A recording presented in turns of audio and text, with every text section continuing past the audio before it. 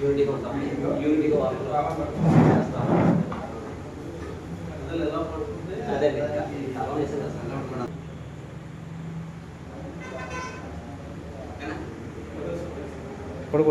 వర్షం వచ్చే ముందు ఆకాశంలో చూస్తాం. వర్షం వచ్చే ముందు సౌండ్ తర్వాత అంటే ఉరుముల తర్వాత మెరుపు వస్తుంది.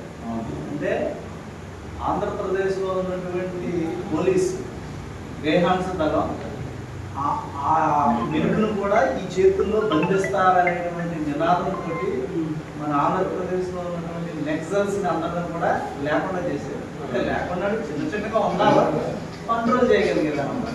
సో అలాగే మీరు అందరూ కూడా పనిచేయాలి.